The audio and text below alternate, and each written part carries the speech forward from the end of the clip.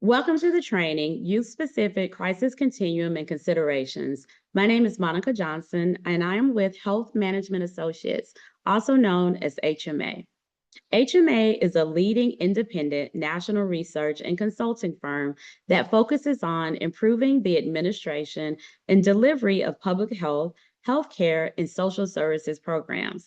HMA is supporting the Mississippi Department of Mental Health in its efforts to enhance the state's crisis response system by providing online crisis response trainings and monthly crisis provider convenings. We're so glad you're with us today for this training module. So let's jump right into our session today. So I want to go over the learning objectives that we are going to explore today in our time together. First, we're going to explore core competencies. We're going to recognize and apply core competencies for effectively supporting children, youth, and young adults that are experiencing mental health crises within diverse community settings. We'll talk about family-centered engagement. We'll learn how to implement family-centered engagement strategies that respect and incorporate the voices and preferences of both youth and their caregiver, and facilitate cross-system collaboration among mental health providers, schools, juvenile justice, and child welfare agencies to enhance coordinated care and outcomes within that ecosystem. Next, we'll discuss cross-system collaboration. We'll facilitate cross-system collaboration among mental health providers, schools, juvenile justice, and child welfare agencies to enhance coordinated care and outcomes. We'll discuss strategies for making that happen. Next, proactive approaches to crisis prevention. In this module, we will identify and apply proactive approaches to crisis prevention and post-crisis stabilization, ensuring continuity of care and support. And then lastly, we will discuss resource maps of support. We'll talk about how to develop these, how to create them, and then how to maintain them. These maps will include a local community-based and in-home service, serve as a resource guide for these services to be able to help you connect families to the appropriate supports. So before we jump into some of those specific modules, I think it's important to level set and talk a little bit about how we got here. So 3 years ago, the 988 Suicide and Crisis Lifeline went live across the country. And with that came significant change. And when I say significant change, what I mean by that is the Lifeline became a catalyst for every community across this country, including communities just like yours that are thinking about their behavioral health crisis continuum of care. Everybody began to think about how do we treat, support individuals that are experiencing a crisis? How do we do that better? We've been doing all forms of crisis care for forever, for decades in this country, but we also understood that it was time to make some transformation. And I think that this momentum will continue for some time to come.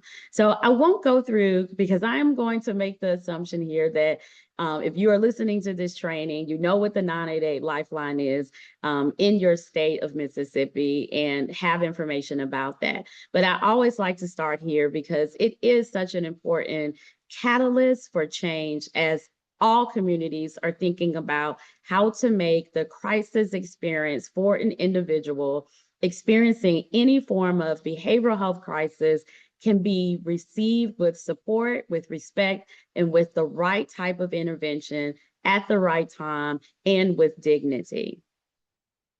So I will just reference here for your own kind of point of reference, make note. I believe this information was covered in previous training modules, so I won't spend a lot of time here. But I do think it's important to point you to the National Behavioral Health Crisis Care Guidance that was put out by SAMHSA earlier this year in January 2025. So it's pretty new, and it has a lot of great information to really help provide guidance as you continue to work in your communities. So I wanted to point that resource out for you. In Mississippi, the crisis of continuum of care matches the national model that was put forward as well. Someone to talk to being step one, that was pretty much the launch of 988. Recognizing also that some places have their own crisis contact numbers, but 988 really launching kind of this approach to care. Someone to respond. That may be a mobile crisis team, that may look like co-responder models, but that's typically what we mean by someone to respond, somewhere to go for help. I see this as a safe, appropriate place to go for help. This could look like a youth crisis stabilization unit. It could look like youth crisis respite. It can look like a lot of different things depending upon the resources in the community. And then, of course, someone to follow up. This is important. And I will say that some of the states are more advanced than what's happening nationally because the someone to follow up is not always necessarily called out as clearly as it probably should when this first came out or when 988 was launched. So I'm so excited that Mississippi has anchored to the someone to follow up because just like if you go to an emergency room for whatever emergency that you may be experiencing for your primary or physical health, typically you get some type of follow-up or outreach. And we should be treating individuals that are experiencing a mental health or a behavioral health crisis the exact same way. So the follow-up here is really critical and can, in many instances, help save a life. So let's start with objective one, recognizing and applying core competencies to be able to treat youth and their families. I like to start these conversations with understanding the why. And data typically allows us to do that. So while I will not be reading everything on each slide to you, because you'll have these and you can follow along with me, I do want to point out just some key data points here. 1 in 6 youth ages 6 to 17 reported experiencing a mental health disorder each year. 50% of all lifetime mental illnesses begin at age 14 and 75% by age 24. Suicide is the second leading cause of death among youth aged 10 to 14 years old. So I think it's fair to say that youth in the United States are experiencing a mental health crisis. Thinking about what's happening in terms of data locally in your state, what I was able to find in terms of data that is happening here, suicide is being reported as the third leading cause of death among adolescents and young adults ages 10 to 24 in Mississippi. And in 2021, 65 Mississippians under the age of 25 died by suicide, which represents 14% of all deaths by suicide in the state. So these are just some quick data points. The reference and the sources are provided for you in the slides, but I wanted to just do a little bit of that setting around what does the data tell us, because we should be building systems and responding based on what we're learning from data. So as we think about what are the core competencies that are required, I pulled out a few that I think are really important to lift up here. Number one, being trauma-informed and providing trauma-informed care. And what this means is really understanding the impact that trauma has on the development of children and their subsequent behavior. Unresolved trauma that takes place, whether it was between the ages of 0 to 5, 5 to 10, 12 to 14, older adolescents, young adults, it does not matter. That trauma can obviously have an impact on the developmental processes for the youth and the impact of the family and on the family and the behaviors that subsequently you may see displayed when working with youth. I do want to preface one thing also. As we begin this conversation, when I talk about child and youth, I'm thinking about the whole developmental span from 0 to 5, which I will do some special considerations to think about for that age group. I'm thinking about school age children, so 5 to through high school. And then I'm also thinking about young adults or emerging or transitioning aged adults that typically fall between maybe 16, 17, upwards to 25, and in some instances, 28, and some special considerations for that population. But generally speaking, I'm thinking about the developmental span of all youth. And when I want to say something specific, I will be sure to do that about a specific age group within that developmental span.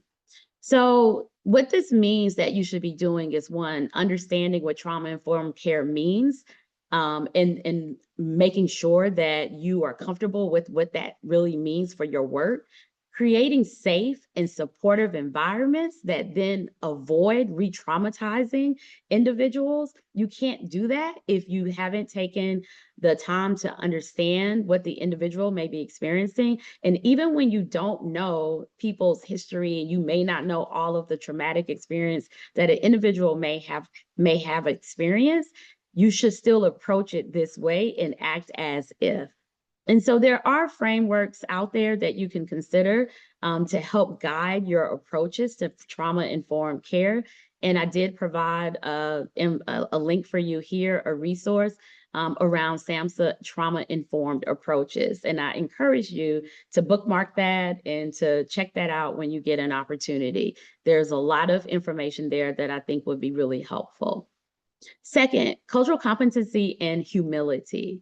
And what I mean by that is really recognizing and respecting cultural, social, economic, racial, all the things that make us different, and respecting that diversity so that you can appropriately intervene, establish relationships that are trustworthy. You have to understand where people are coming from, and you have to be able to meet them where they are. No one group is a one size fits all type of a situation. And so opening your perspective and broadening, how you perceive groups that are different or people that come from different backgrounds is really important when you are interfacing with people in general, but particularly when you're interacting with them in a crisis. You can adapt interventions that are culturally responsive. And then I provided with you, for you again, a framework that you can reference so that you can consider some specific things that you can do as you think about how to approach these individuals and conversations respectfully, for families and for the individuals. And thinking about when people are experiencing a crisis for both of the things we've talked about so far, this is not their best day, right? And so you want to take the time to be prepared to do this and doing this pre-work. And hopefully by the end of this training, you will walk away with some things that will help you be prepared to be able to show up at your best and most informed for someone who may not be having the best day for them. The next one here is crisis intervention skills, learning how to use them, learning what they are. Using de-escalation techniques and safety planning are critical. Applying models like CPI, nonviolent crisis intervention. This is a very common, well-known model. If you have not heard of it, I provided a link here as well.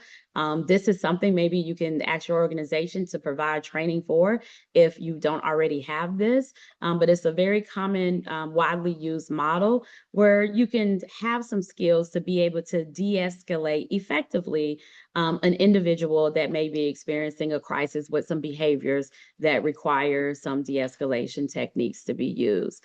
Mental health first aid, most people are familiar with that, but if you're not, I put that here, but it really just helps individuals, any individual, kind of like thinking about first aid in general.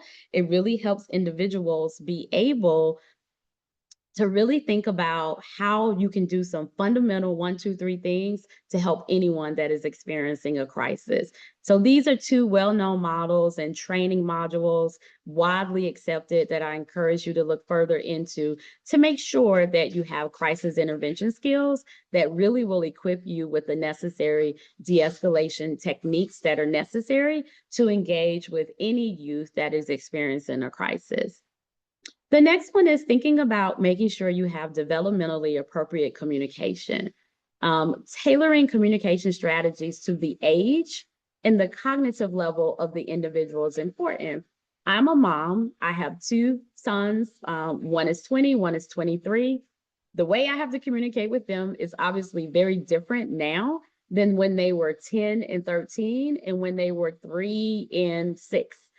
So nothing is different there, right? And so you apply that same logic here. You want to make sure that you're using appropriate communication strategies and styles that reflect the age and or the cognitive level of the individual. Use active listening, validate what people are saying. I've learned this lesson very easily. I'll go right back to being a mom because we do so many things in our day-to-day lives that can be transferred to our professional lives, especially when you're working with youth. And if you are a caretaker of any youth, a parent, a lot of this you can use like in your day-to-day as well.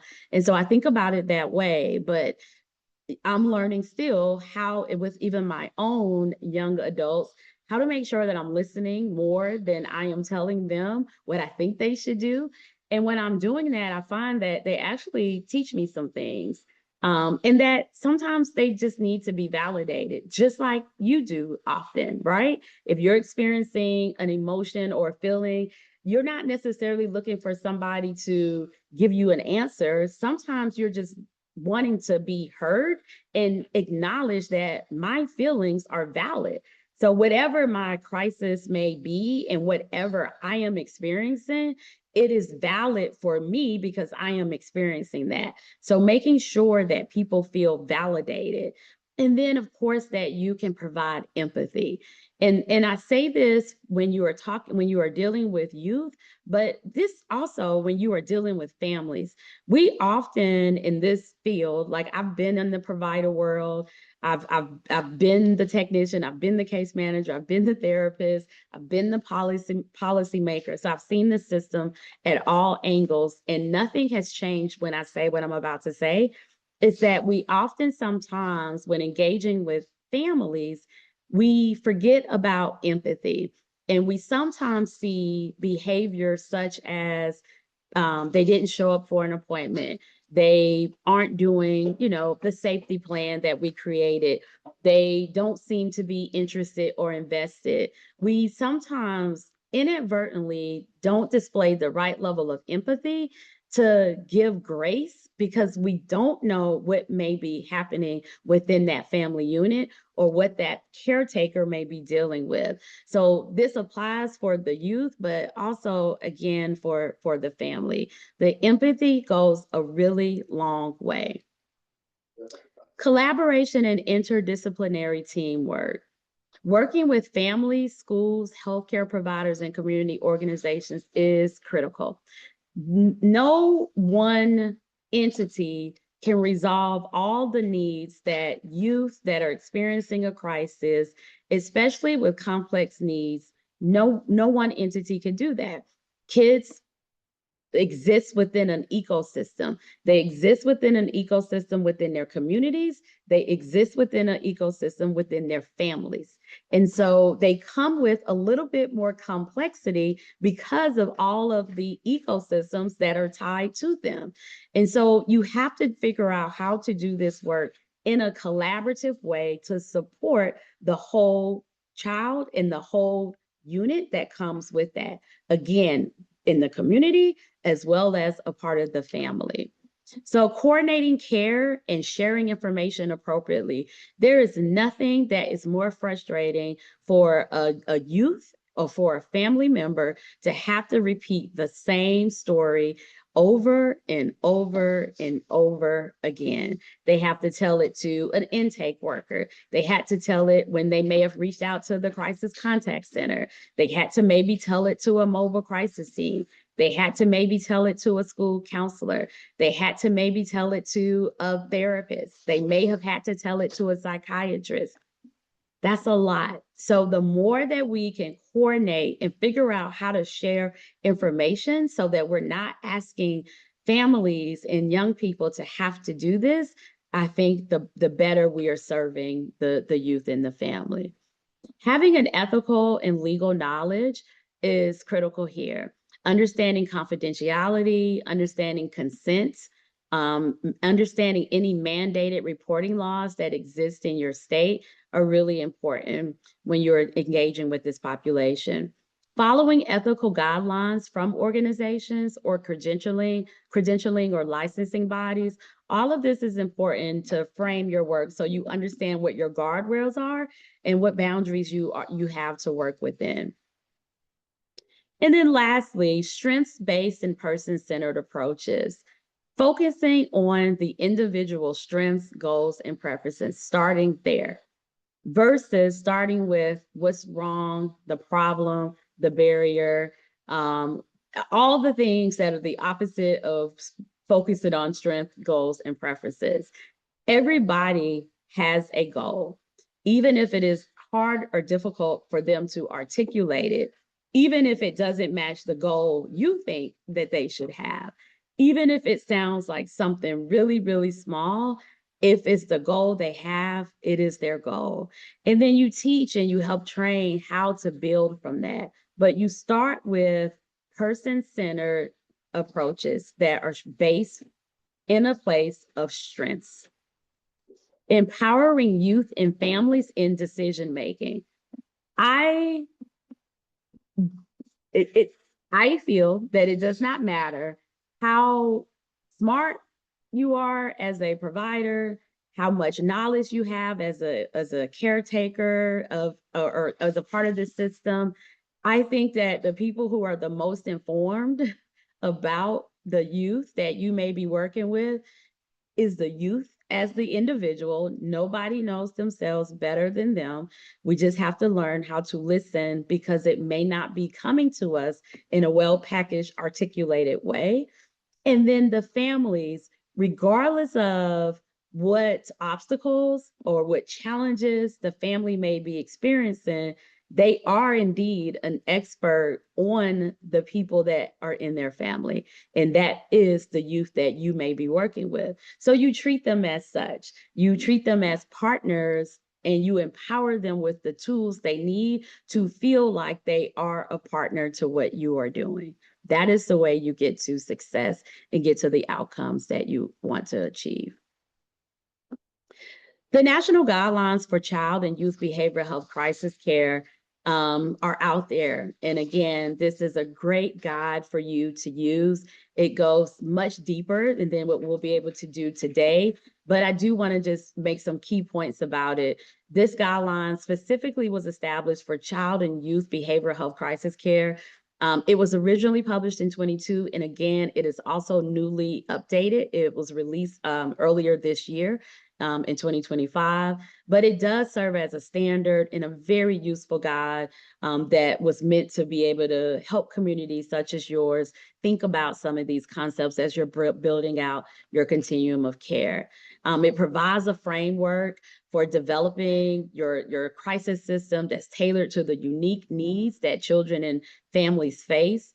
And it notes that these systems should be accessible, equitable, and really developmentally appropriate. Some of the things that we've touched on here. So take a moment to check that out when you can. I did include a quick highlight of some of the key points that you will see in the guidelines. So I'm briefly kind of go through this because I really want you to go back to that document, but some other things that you will see in it.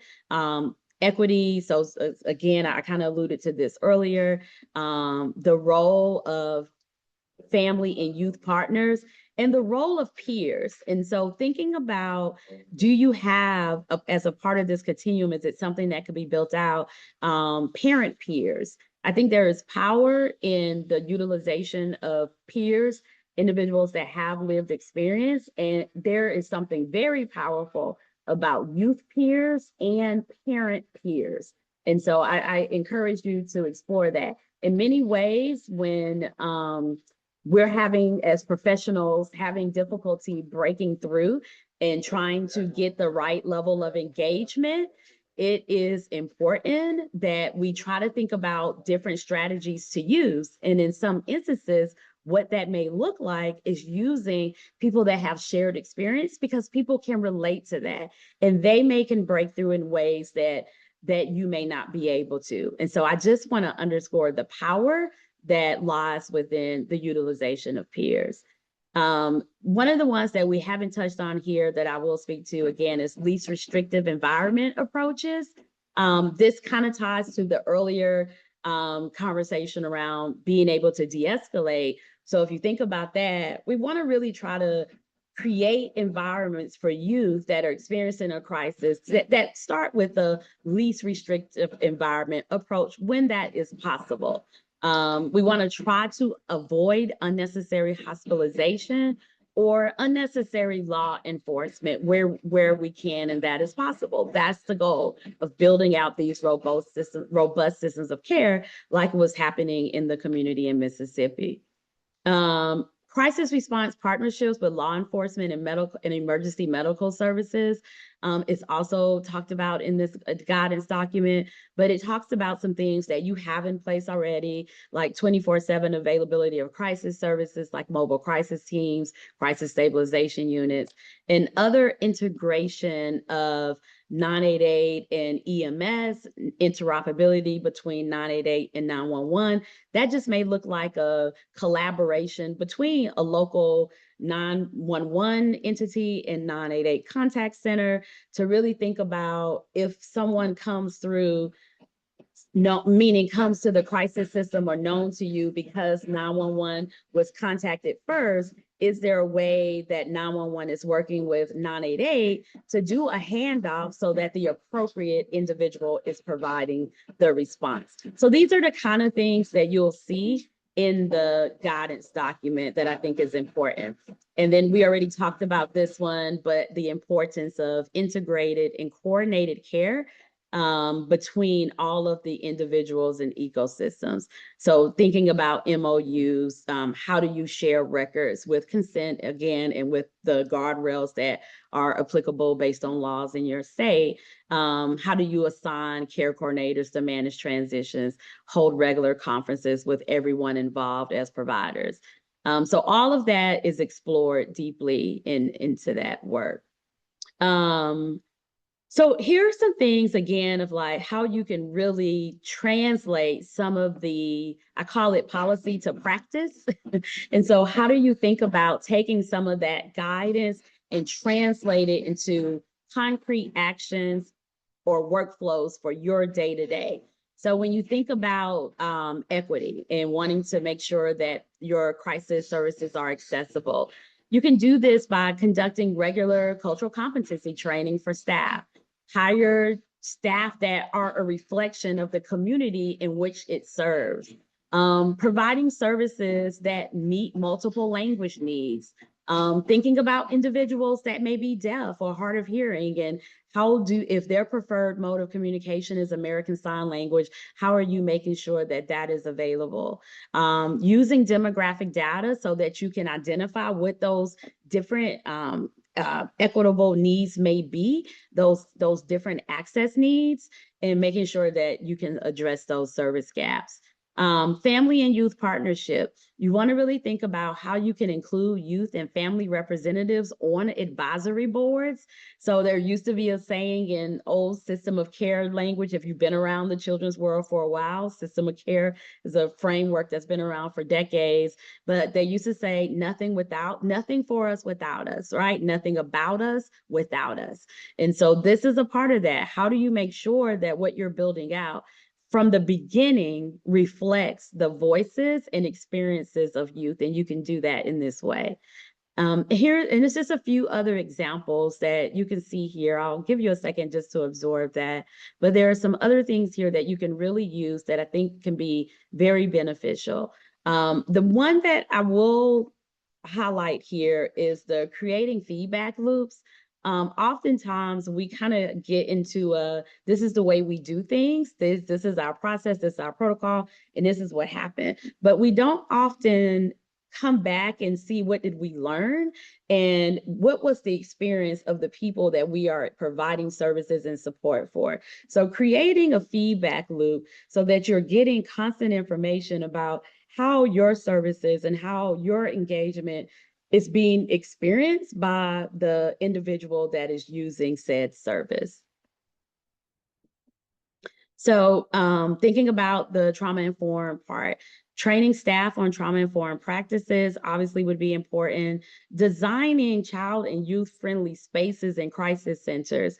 I have seen many crisis centers, and I specifically like to seek out youth ones because I like to see how child-friendly and centric are they.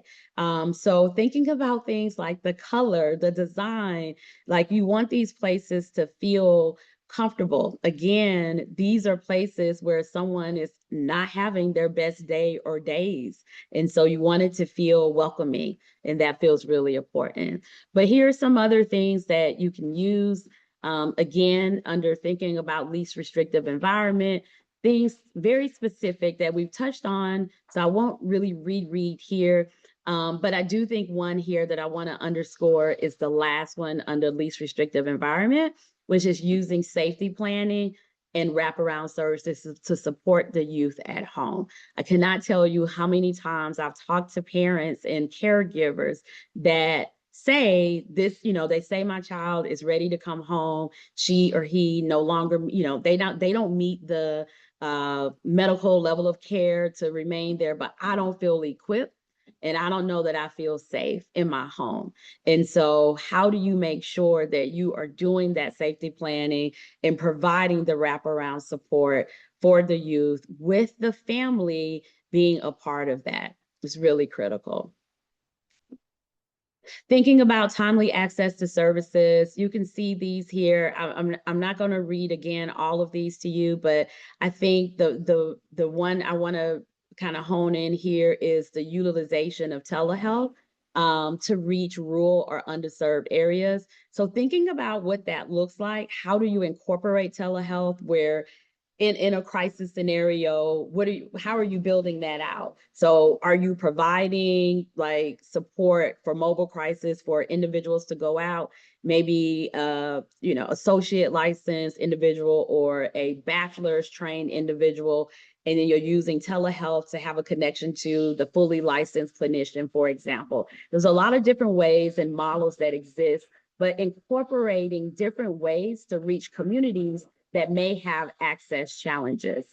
And then when we talk about the integrated coordinating care, I think I'm leaving you here with some very specific things that you can do. And some of these I alluded to earlier. So we're going to take a minute to pause and think about a case. Let's try to put what we've talked about into action. So we'll read to you this case study scenario, and then I'm going to ask for you to, let's just go through it together, and then I'll tell you what I want you to do. So Malik is a 15-year-old Black male who has been attending an after-school program at a local community center. Over the past few weeks, staff have noticed that Malik has become increasingly withdrawn, irritable, and has stopped participating in group activities. One afternoon, Malik had an emotional outburst during a group session, yelling at a peer and throwing a chair. Staff members quickly removed other youth from the room and called the on-site crisis response team. The crisis responder, who is unfamiliar with Malik's background, attempted to calm him using standard verbal de-escalation techniques. Malik continued to cry and shout, saying he can't take it anymore and that no one understands. Eventually, Malik agreed to sit down and talk. He revealed that he's been struggling with grief after the recent death of his older brother and feels isolated at home and at school. The team worked with Malik to develop a safety plan and connected him with a culturally responsive grief counselor.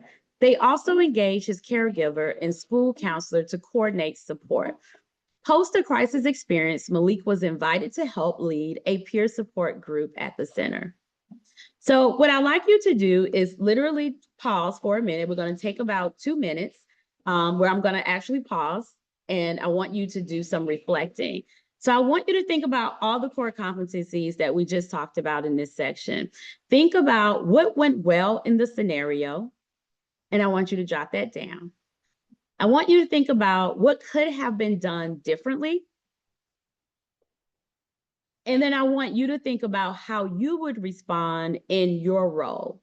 So whatever your role is, how would you have responded? Would it have been the same? Would you have done something different? And what would it have been? So take a few minutes and I'm going to pause. I'm going to pause for about a minute, but you can come back if you don't get to go through all of this. But I really want you to think about what do you think was done well and what would you have done differently? Thinking about it from the perspective of the role that you have. So I'm going to pause for a moment.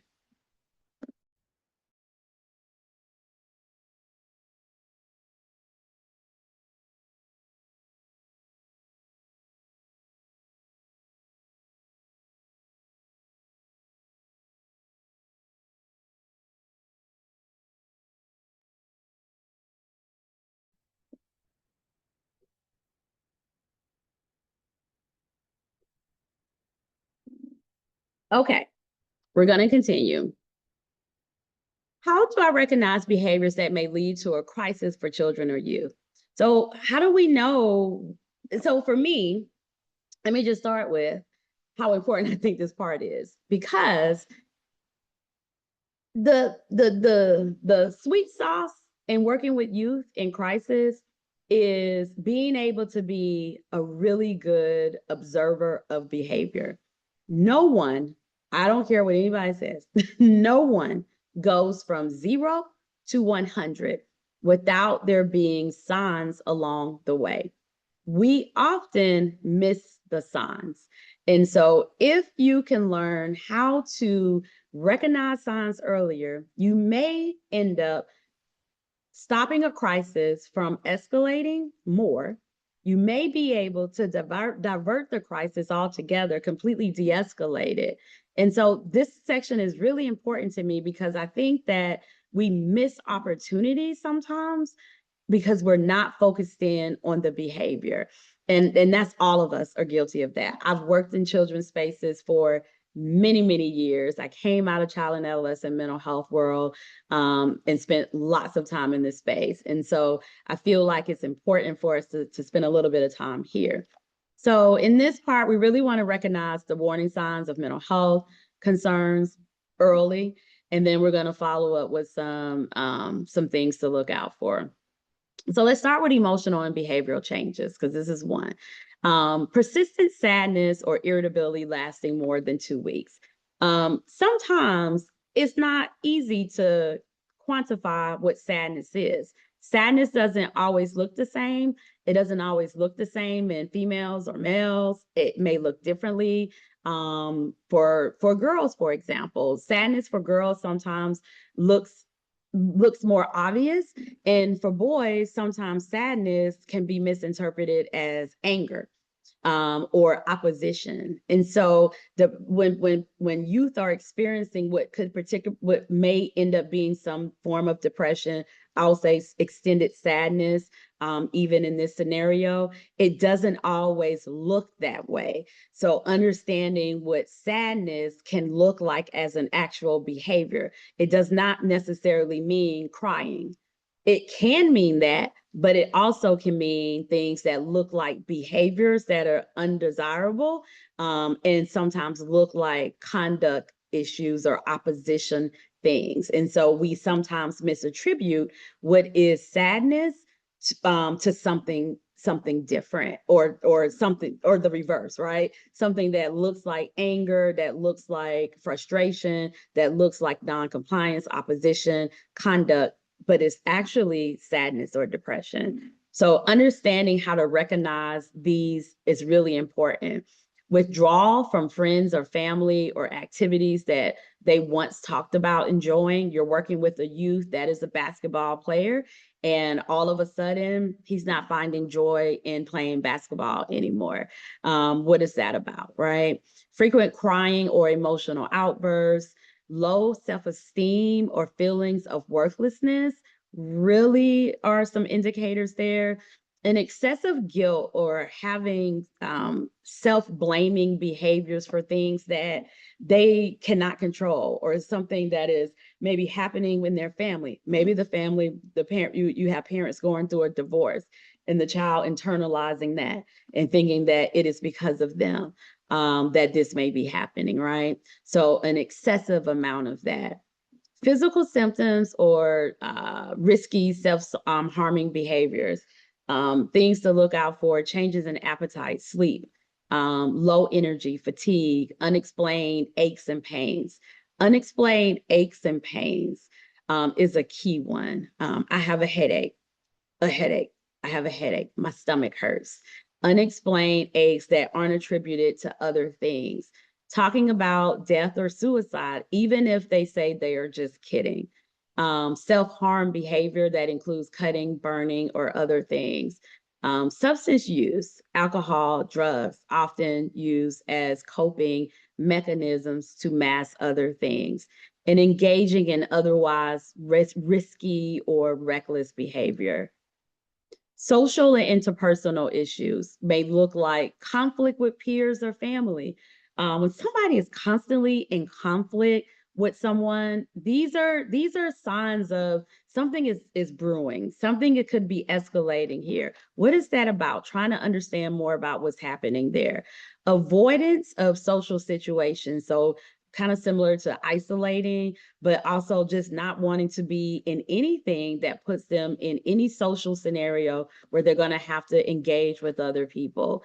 Sudden changes in friend groups, or the inability to maintain friend groups. So can't maintain those relationships. So instability there. And then bullying, or being bullied or bullied by others, are also signs.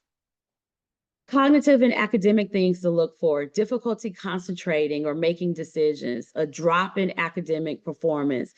Sometimes that happens over time, sometimes it's very sudden. Loss of interest in school or extracurricular activities that they used to be interested in. Having a negative or hopeless outlook on life or the future. So how do you engage? So if those are some things to look for, then how do you engage? Um, I I just really want to just make sure again that when I talk about these engagement tips, that you really think about how can you what can you do to think about recognizing those warning signs? I don't want you to just absorb that and say, yeah, that sounds like, the good things to be watching for, because they can show up and look so different on individual people. It's not necessarily, it looks like a one size fit all. So really take time to think about what some of that can look like. And you could think about it with youth that you work with. You could also think about it with youth that you know in your own personal life, to really start to broaden how you recognize those warning signs and those behaviors. And this is why 988 is, I think, pretty important and effective, because it gives you a tool that kids can use, chat, text, whatever, right, to be able to reach out to someone when they need to talk. So, but anyway, so when you're thinking about engagement before the conversation, I want you to think about the following. Make sure you choose the right time and place. Don't do this randomly. Put some thought into it.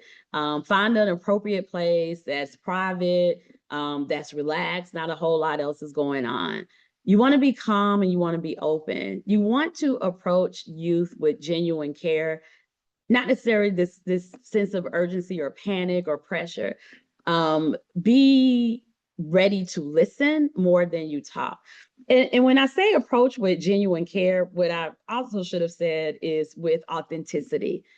If nobody can sniff out fakeness faster than adolescents, youth, kids, emerging adults, all of them, they're really good at this. This is one of their secret powers. They can sniff out when you are not being authentic and you are not being genuine.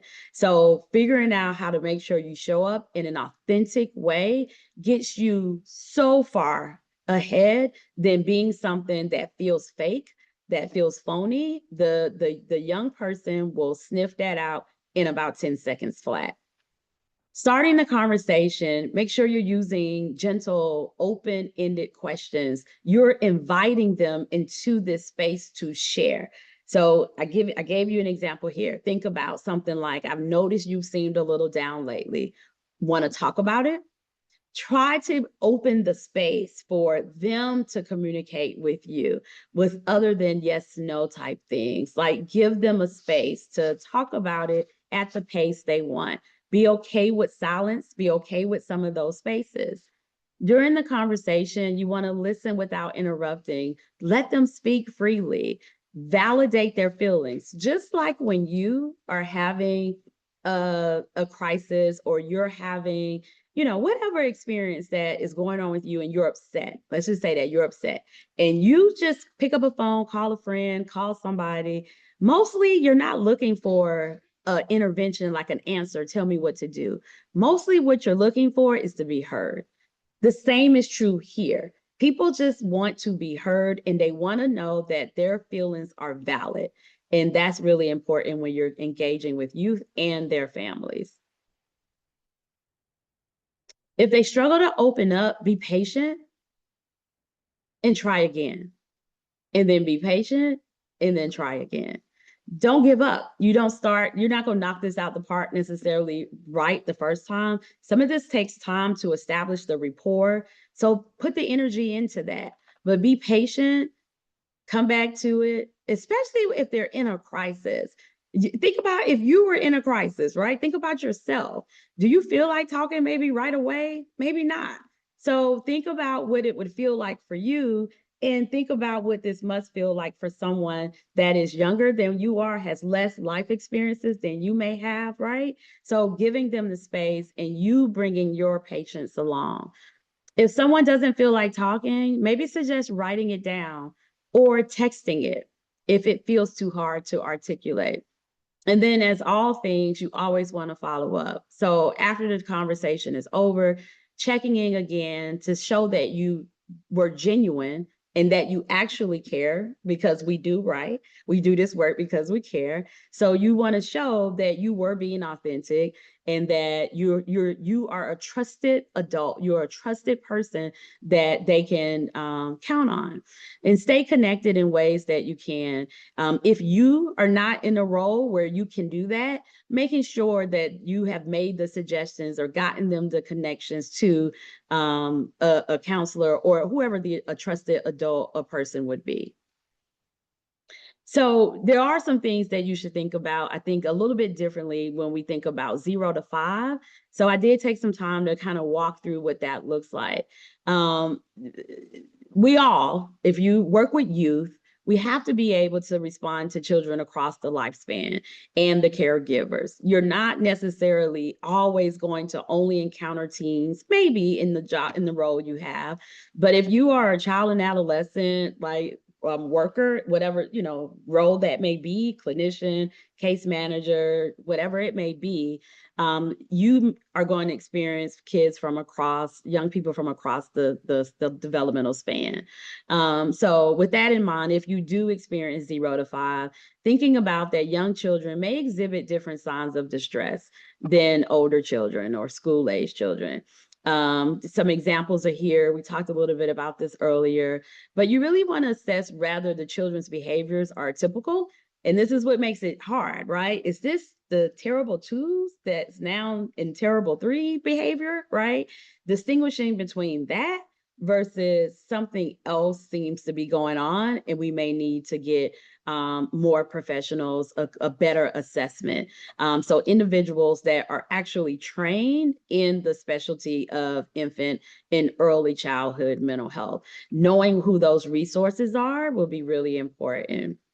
Staff should be trained in family relationships and family engagement so that you can understand the caregiver's mental health and the impact it can have on young children. Providers should have knowledge of postpartum mental health screening and what the lack of screening or treatment for at-risk populations can do for this young group. Young children are especially vulnerable to abuse and neglect and thus require trained staff to recognize the signs. So again, we're talking about an age that won't have, in many instances, the vocabulary to be able to articulate if something is happening in this space, right? So recognizing the signs and making sure you're connected, if you're not the person, to provide the expertise needed to assess for this.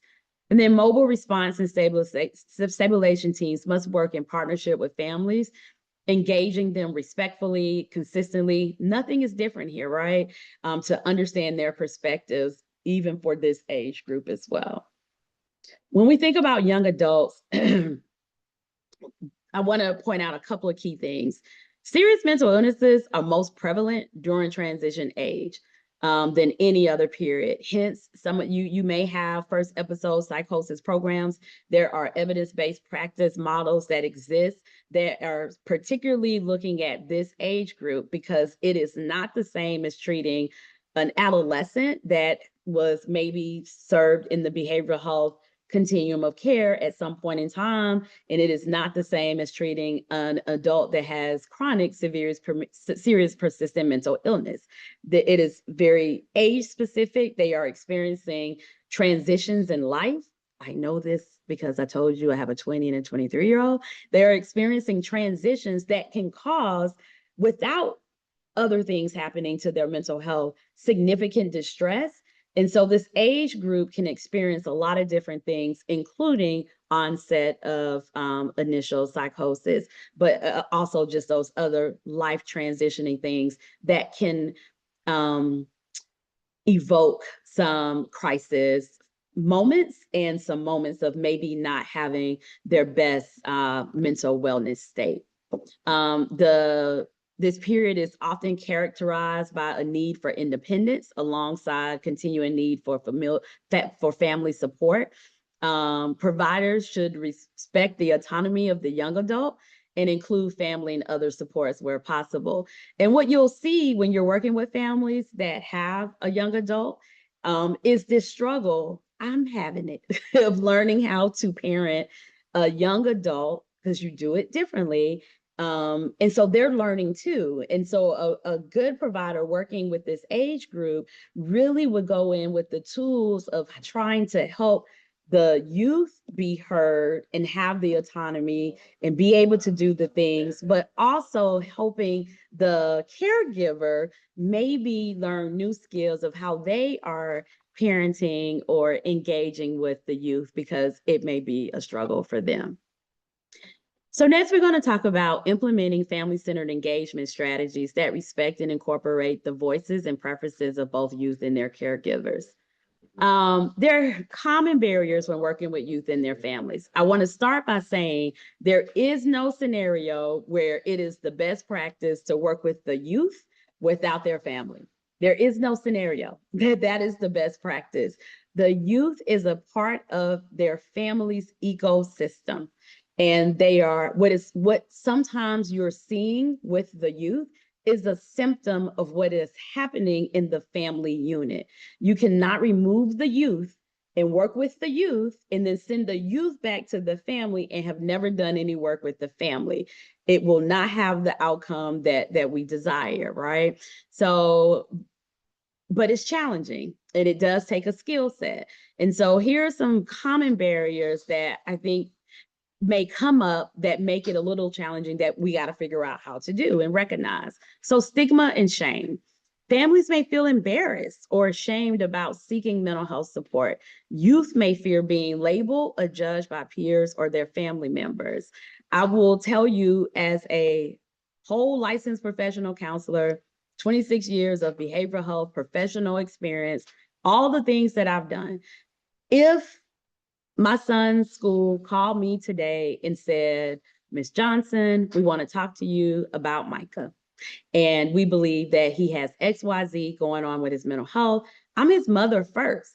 And with all that experience, my first feeling is going to probably be like, wait, what? How could that be? How could that be? Because I feel like I've been teaching him how to have coping skills. How can I be this person and that's going to be my response, right? So imagine families not in those scenarios. So if I would feel that way, I imagine that this is true for many families. We tend to think about when it's your kid or it's your family member, what did I do? Did I do something different here? So understanding the role of that stigma and shame and understanding how to address that. The lack of trust that families may have, it's in some instances providers are coming into their home. They may have had not too good experiences with previous maybe providers, etc.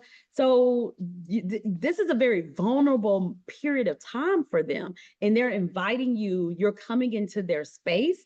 And so figuring out how to establish that trust that they are warranted to have a lack of, right?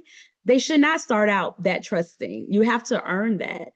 Communication challenges. There may be differences in communication styles between youth, parents, and the professionals. Language barriers or cultural misunderstandings can complicate the dialogue. So taking the time to understand what they really mean when they're using certain language that maybe is not something that's familiar for you. So be curious about it, ask about it so that you're not making assumptions that are not accurate. Different having different perspectives. Parents and youth may have conflicting views on the nature of what's happening with them and the goals of treatment. So sometimes the professional that's working with them may struggle to try to balance it, but understanding that and figuring out how to do that is important. Some family members may have limited engagement. They may come across as being unwilling or unable to participate, but it may be because of work or other stress or other responsibilities that we don't know about and need to make space for.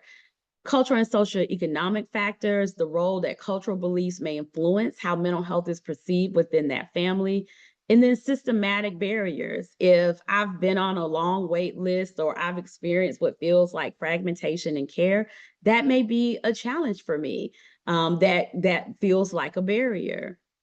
So understanding all of that, thinking about strategies that you can use. So family-centered mental health treatment and support is an approach that places the family at the heart of the process of the treatment and the care.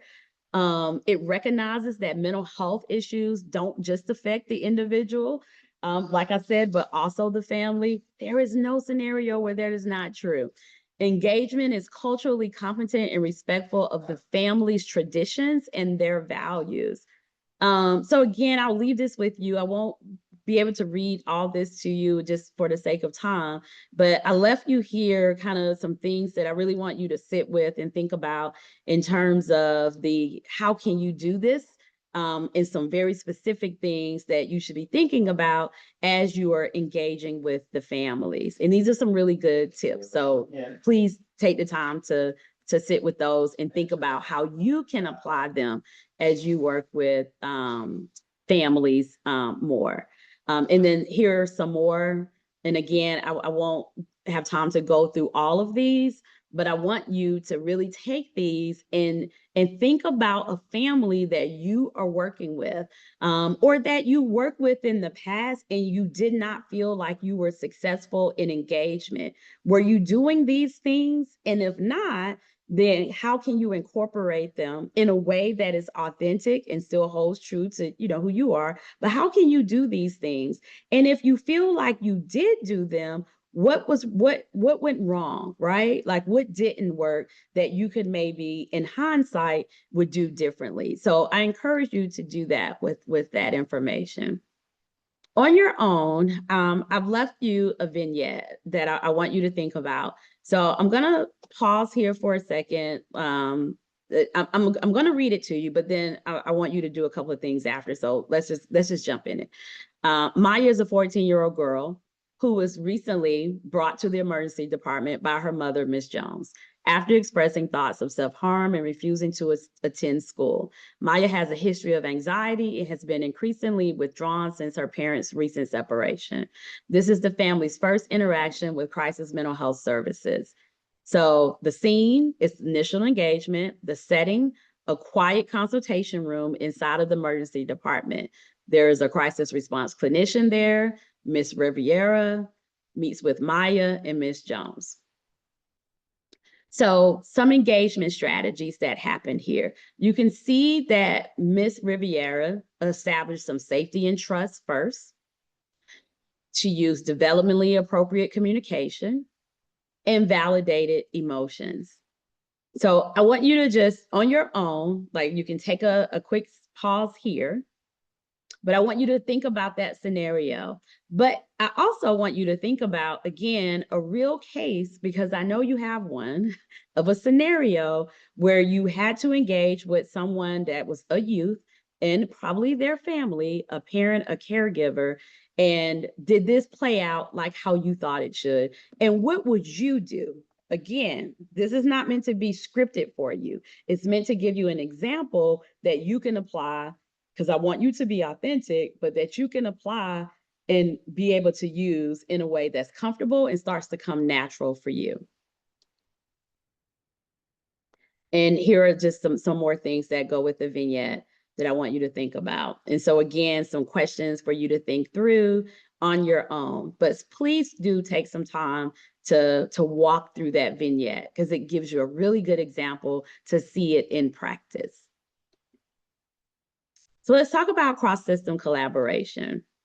So here is Johnny on the stick, and you see all of the players that are necessary that Johnny probably interacts with at some point in time. This is a lot of players in Johnny's life. Schools play a pivotal role in youth suicide prevention and mental health care. I do want to point out that I love that Mississippi has a guide for suicide prevention, a 988 suicide prevention guide for Mississippi schools. There is a link to this that if you have not seen it, and you're in Mississippi, I encourage you to look at it. I've spent quite a bit of time with it, and it is a very well done document. Spend some time with it because they have really outlined this, and I have not seen this in a lot of other places. So it's a really good tool. But it really, we really want to think about that the school serves such an important role. They have daily access to the youth. They have trusted relationships there. There are ways to do some early identification and earlier intervention. They have some access to support services. It is seen as often as a safe and supportive environment and can be a link to the broader system of care. So I really want you to be familiar with the document that is already referenced here for Mississippi in schools, to really understand what is being built in your community, but just understanding the role that schools play. And so when you think about coordinating across the crisis continuum, these are all the things that exist within the Mississippi's crisis continuum of care. And this all exists for youth. And so understanding who operates, who runs the different programs and services, having these things on, I'm gonna use an old-fashioned term, speed dial, but being able to have these connections and to be able to have structured ways in which these communities come together to help support youth that are experiencing crises and beyond. So here are some tips that I'm going to leave you with for effective collaboration. And I will just say that collaboration is not just coming together for a meeting or for having lunch and a meeting. It is active, it is intentional, it is impactful, and it can often be measured. So if it's not those things, then how effective is the collaboration?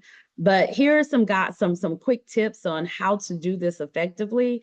Establish clear roles and responsibilities, build trust and mutual respect, prioritize youth and family voice, use shared language and goals, share data responsibly and within whatever the guardrails may be, coordinate services and referrals, meet regularly and communicate often, provide cross-training so you understand each other's languages and goals. Within systems of care, we often don't understand the different language and what it means across different functions of that system of care. So it can be really important. Coordinating across that continuum, scheduling regular check-ins, whatever that may look like, clarifying who leads what during the crisis, ensure smooth handoffs between, and this is particularly, kind of when a crisis is happening. Really want to think about the parts of the Mississippi crisis continuum that was discussed earlier, and how important it is to work across these services for effective collaboration. Again, just a couple of more tips here that I'm gonna just leave with you for thought. And then I'm leaving you an exercise to do, and this is an exercise that you will do on your own. So let me just tell you what it is, but I want you to do this on your own. Take 2 to 3 minutes to reflect on your key stakeholders you collaborate with when supporting children, youth, and young adults experiencing mental health crises. And then you're going to follow these steps. You're going to list your stakeholders. You're going to put a star next to the stakeholder you collaborate with the most. And there's a couple of questions for you to resolve there. And then you're going to put 2 stars next to stakeholders where collaboration is less effective. And then you have some questions that you're going to ask yourself. So I really want you to take the time to do this. It will help you later. It will help you improve engagement around coordination with partners in that ecosystem. And this is one of the things that communities have challenges with. And so I really want you to walk away from this with a tool that you can use to really do some self-reflection around how can you use this exercise to help you collaborate better. You may be knocking it out the park. I think it's always room for improvement. And so even if you feel that way, it's still an opportunity for reflection.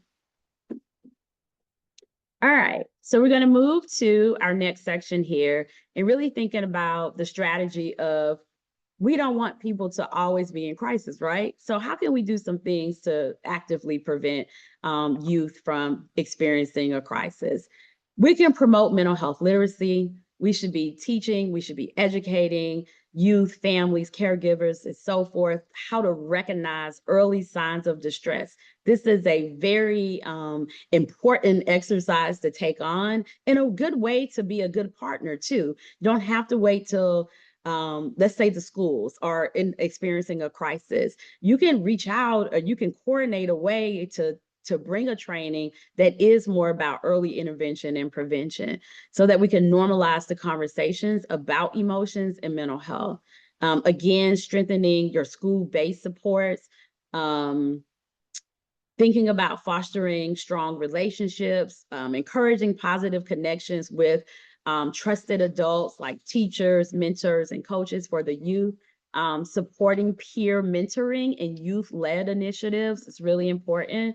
Obviously addressing the social needs that may be lacking for the youth and the family that you're working with, helping to teach coping and resilient skills, and some examples are there. Providing early intervention services. So offering outpatient services that are accessible, peer support, family counseling, these things have to be a part of the continuum, and encouraging for individuals to connect with those services. Engaging families and caregivers. It may be providing support groups that have an educational component for parents, creating crisis prevention plans, doing that like wellness planning for at-risk youth, doing that in partnership with them and the families, steps for de-escalation that families can use, that individuals, the youth can use when they are experiencing a crisis. And then supporting the youth after the crisis, right? So again, engaging in the right professional follow-up, as much as you're, is possible for you in your role, making those hand warm-offs, community integration, really encouraging participation again in like peer-led support groups, really connecting families to local resources to address some of the needs that they have or may have, and empowerment and resiliency building. And then here are some examples of what that can look like. So we're at our wrapping up to our last, getting to our last objective here.